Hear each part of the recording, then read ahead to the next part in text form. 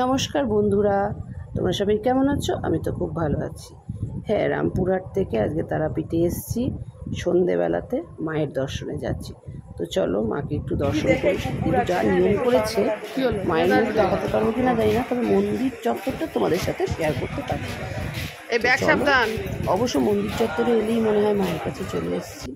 তো মায়ের কাছে এসেছি। এই যে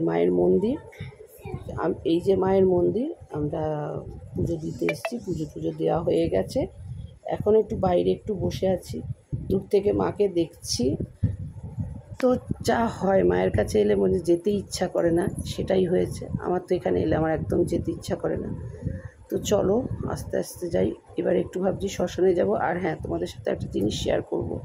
সেটা হচ্ছে আমি এই দেখেছো, এই দেখো মায়ের মন্দিরের চূড়াটা দেখো। এখন অনেক নিয়ম বদলে গেছে জানো তো।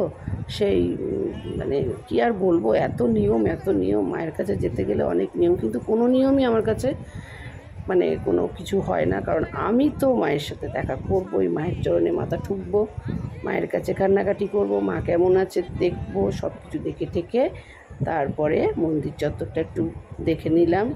দেখে নিয়ে সমস্ত কিছু দর্শন করলাম। অনেক দর্শনার্থীরা এসছে।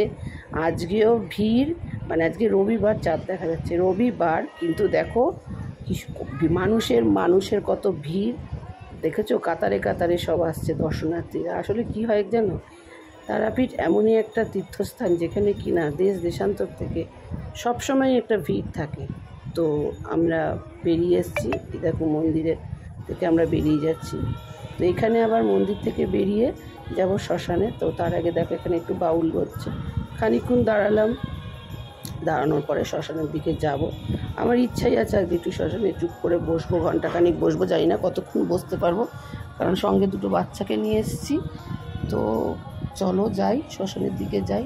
তোমরা কারা এসে আমার মতন এইভাবে দর্শন করো, আমার মতন এরকমই করো, সমস্তটাই আমাদের কমেন্ট করে জানাবে। গেরুয়া ছবি তুলছে। তো শ্মশানে এসে পৌঁছেছি।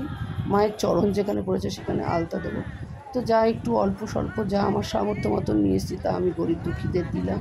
আমার আর ক্ষমতা কোথায়, মা যেরকম রেখেছেন সেরকমই আমি আছি। আমার সামর্থ্য মতন যতটুকুনি পারি ততটুকুনি একটু সেবা করলাম। করার পরে যাই ভেতরের দিকে যাব।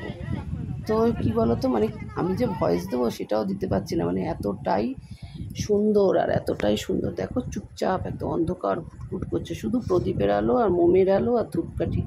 কাতারে কাতারে লোক। এখন কটা বাজে বলো তো? রাত্রি 9টা, 9:30 বাজে। তাও দেখো রবিবার, কে বলবে। দেখেছো সবাই মানে মায়ের দর্শনে এসছে, দর্শনার্থীরা এসছে। তো এই দেখো চাঁদ, আমার তো খুব ভালো লেগেছে। তোমরা কে তারাপীঠে এসছো বা কবে এসছো অবশ্যই কমেন্ট করে জানাবে। পরের ব্লগে আবার দেখা হবে, নতুন ব্লগ নিয়ে আসবো। টাটা।